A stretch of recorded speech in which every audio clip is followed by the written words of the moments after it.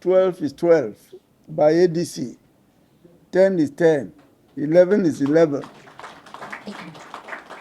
We don't keep to Nigerian time. We don't believe in African time. Because if you can't manage your time properly, you cannot sort yourselves out.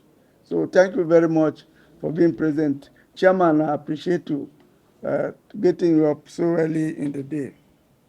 Very distinguished members of the National Working Committee, leaders and elders of our great party, led by Emeka Ihedioha, the chairman of our national mobilization, and other elders of the party who are here, members of the ADC Policy and Manifesto Committee, party faithfuls, ladies and gentlemen, gentlemen of the press.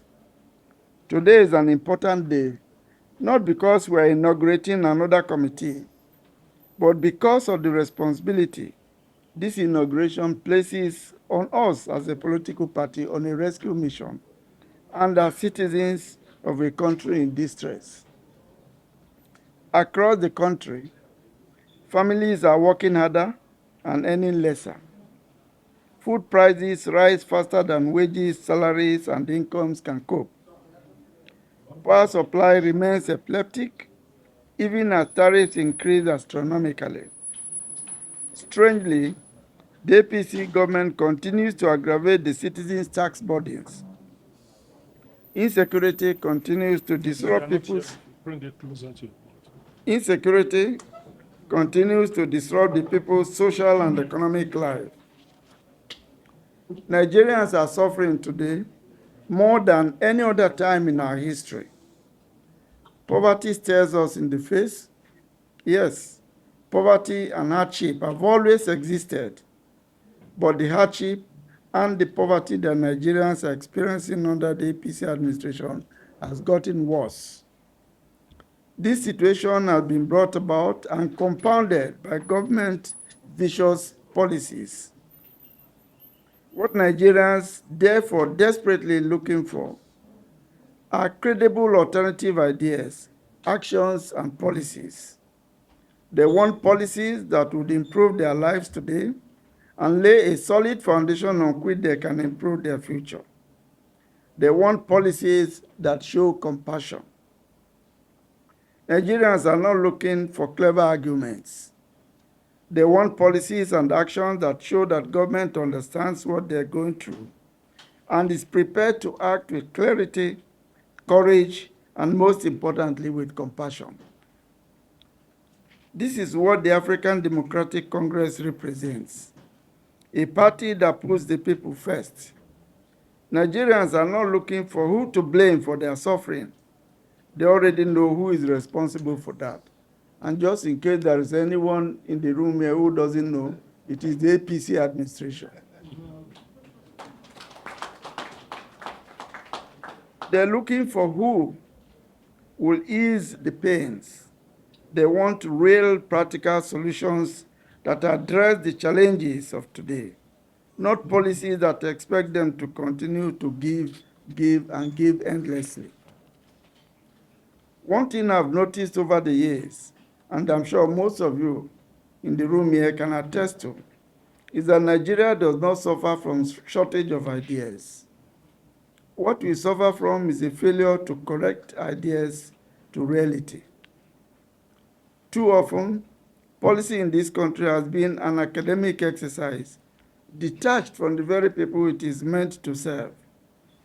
Documents are produced, committees are set up, reports are written, white papers are produced, yet nothing changes in the lives of the people, which is what matters the most. Policy is not about sounding intelligent. It is not about volume or complexity. You must resist the temptation to treat symptoms while ignoring causes. You must go beneath the surface. You must think out of the box. You must act hard. You must ask hard questions about why things are not working in this country. This is the burden before this committee. In recent years, Government has continued to regale us with statistics about increased revenue, economic growth, and GDP performance. These figures are meaningless when they do not positively affect the lives of the people. A growing economy that leaves the majority of the people behind in poverty is fundamentally flawed. Economic progress must be measured by its impact on people's lives, not by statistics alone. Take energy, for example. When energy is expensive and unreliable, productivity collapses, businesses struggle, jobs disappear, and poverty deepens. Any serious policy conversation must be anchored on a simple but crucial question: how do we make energy affordable and accessible to the majority of our people? Government has removed fuel subsidy. The question is not whether subsidy removal is desirable or not. The real question is whether the people now paying more for fuel can see tangible benefits reflected in other areas of their lives. Clearly, the answer is no. Nobody can see any positive effect on the removal of fuel subsidy. Nigerians who are paying more for fuel, for food, for medications, for transportation, for housing, and electricity are asking very pertinent questions. What would their party do differently? We must answer with clarity, firm commitment, and measurable outcomes that they can feel and see, not propaganda. There must be no ambiguity in our answer. This is the task before your committee, my dear Chief. Consider transport and mobility. This is not merely a question of how much we spend on roads. Transport determines access to work, markets, schools, and hospitals. When movement becomes unaffordable, opportunity shrinks. Our party's policy must ensure that transportation remains a social and economic lifeline for our people. Food and agriculture demand the same seriousness. This sector goes beyond farming alone.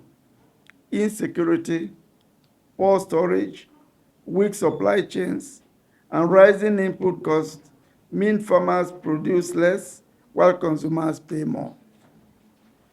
Until we understand how security, infrastructure, finance, and climate pressures intersect with food production, we will continue to treat hunger as an accident rather than a policy failure. We must also confront security not as another budget line, but as a lived reality. Insecurity is not only about loss of life, it is about abandoned farms, displaced communities in IDP camps, kidnapping, closed schools, and an atmosphere of fear that suffocates economic activity. A country that cannot secure its people cannot grow its economy, no matter how impressive its plans appear on paper. Healthcare is equally critical. It is not measured by the number of hospitals built, but more so by access and affordability. E-health pushes families into poverty faster than almost anything else. A policy framework that fails to grasp this connection will always underestimate the true cost of neglect. Sound quality education and human capital deserve the same consideration. Education is not successful simply because classrooms exist. It succeeds when learning happens, when skills are acquired, and when young people are equipped to compete meaningfully in the global economy. Education is a sine qua non to development. In this regard, I charge this committee to look into the possibility of criminalizing actions of parents who fail to send their children to school. We must also pay attention to jobs, small businesses, and the informal economy, because this is where most Nigerians are active participants. When policies ignore how people actually earn a living, they fail even before they start. We must put in place safety measures that make it difficult, if not impossible, for any individual to take total control of the party, no matter how rich or how powerful he or she may be. We must reckon with governance itself.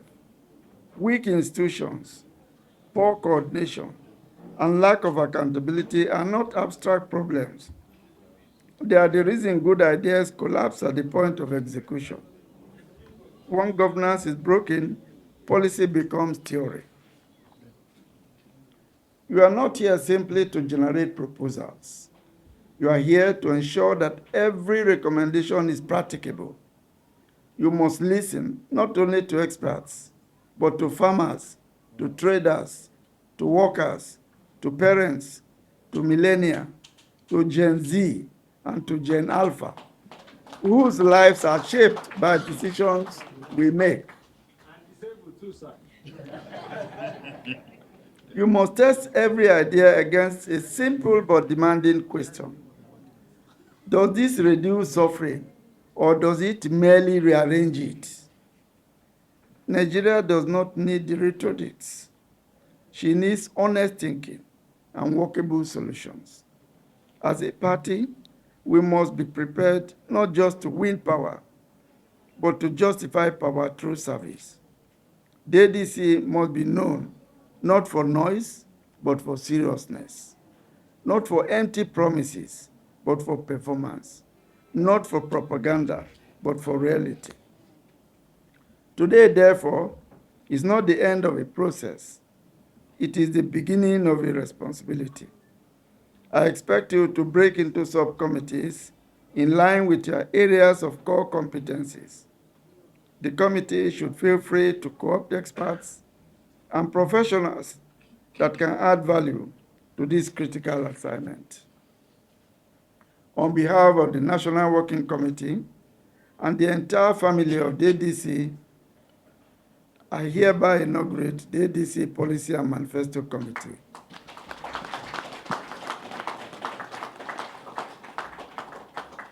I charge you to work with intellectual rigor, moral clarity, and a deep sense of national duty.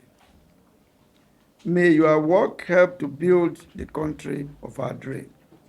God bless the African Democratic Party, Congress. God bless the African Democratic Congress and the Federal Republic of Nigeria. Thank you. A new event called the African Democratic Congress. I want to thank you on my behalf and on behalf of all the members of this committee for the honor, because it is an honor that you have done to us, to put us in charge of such a new development in this nation. Your speech has made everything clear, and I want to assure you that we will treat this as a Bible for the exercise that we have been asked to undertake.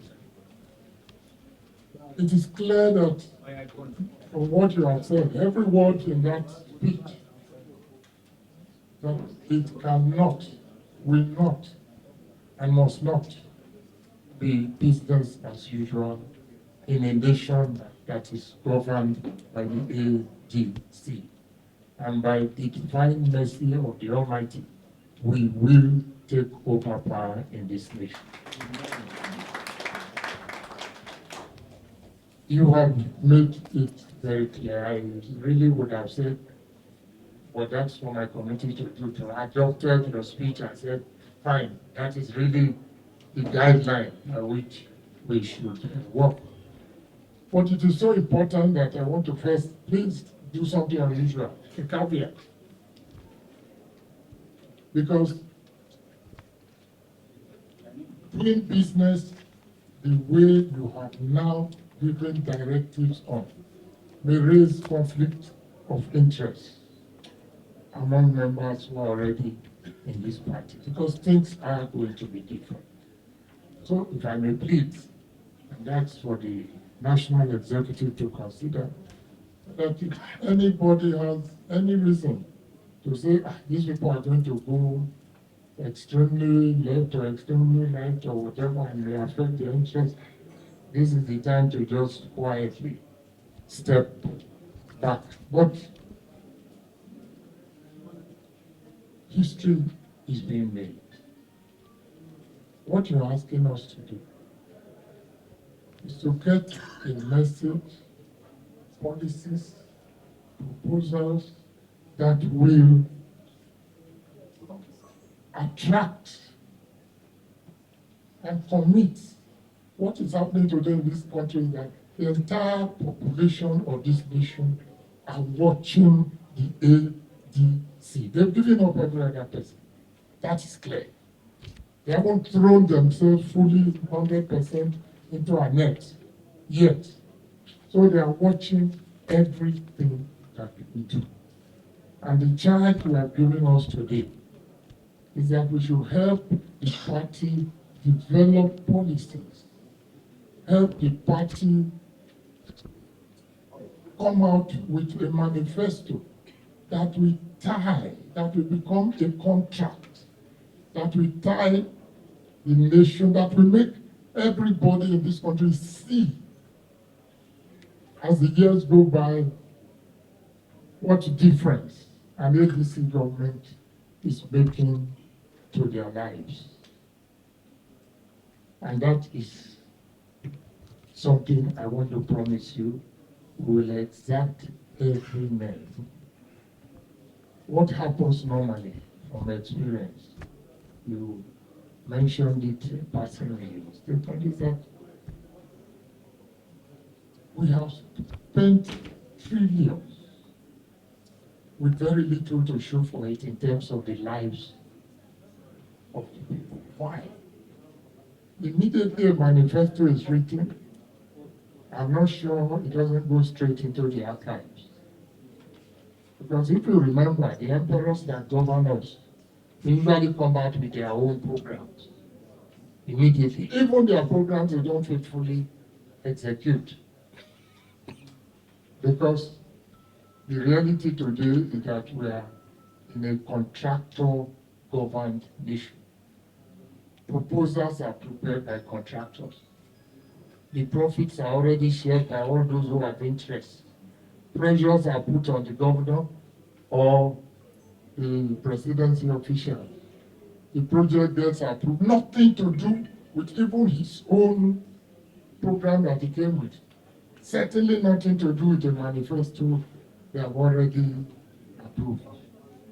So we are going to, from what you yourself have said, have policies that the ordinary man can identify with, programs that the ordinary man can identify with. The result of what we have been doing, let me go back one step, is that there's a lot of movement, there's a lot of noise, there's a lot of everything in this nation, but you cannot name a single area in this nation in which the problems, the challenges have been ameliorated. Not one. Decades on and decades on. You cannot point to electricity, which you mentioned, and say, at least we have power. You cannot point to transportation and say, at least I can drive home comfortably. You cannot sleep and be in your house and say, I'm secure without buying all the metal reinforcements and everything that you to prevent or make it difficult and challenging for somebody who wants to attack. So the drama, the message, the attitude, the approach to governance must change. And we're adopting your beautiful statement, and I want to say we are going to do everything in our power. The party, to some extent, must be able to influence those they put in government. We must find an imaginative way. We must not elect them, they become emperors, and we all dance around looking for petty jobs to do. Meanwhile, the people that put us there have been totally, they are not relevant anymore. So things are going to change.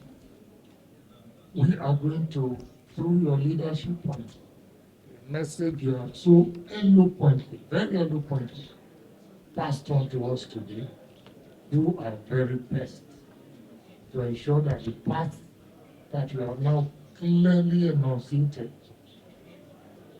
will become the mantra of this party that will bring the entire nation to know finally that yes, they are watching us. Are they serious? Are they going to be different from the others too? Some of them are the same faces.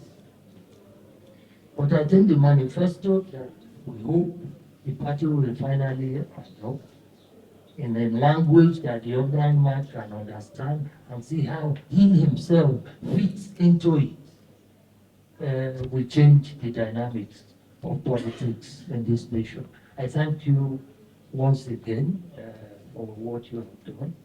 And on behalf of my colleagues, I've read the names, I've looked at a few of the faces, and I'm very glad, very happy that you've given us a formidable team to work with.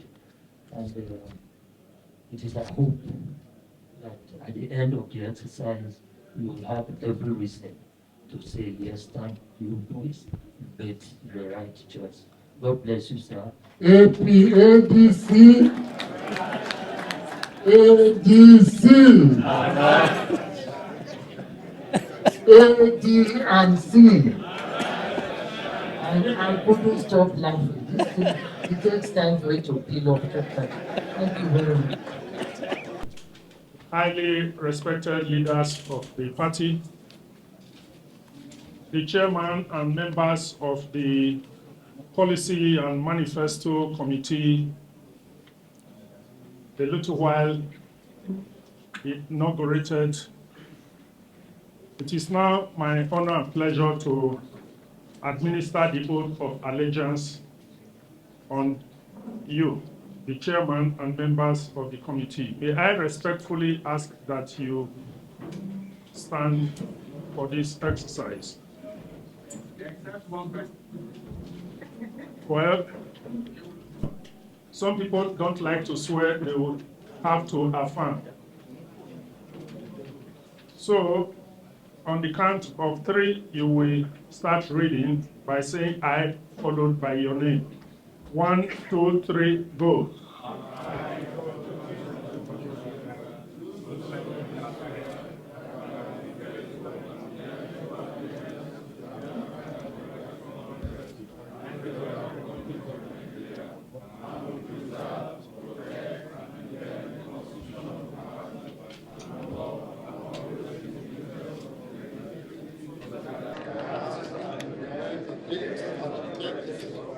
Party as committee I will not allow my personal interest to that in all circumstances I will do right for all members and governors of the parties and for all manner of people according to law without fear or favor.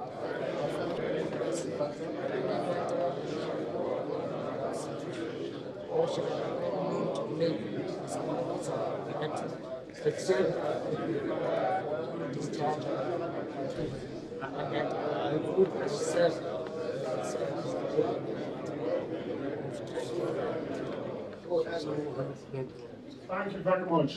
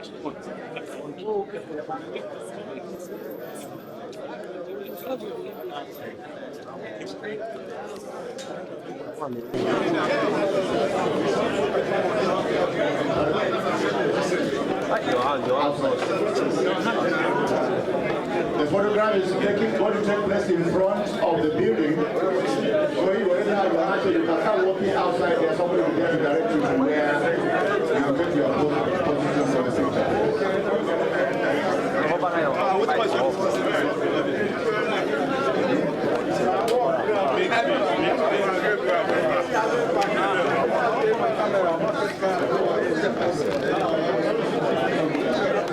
This cameraman upload the whole thing.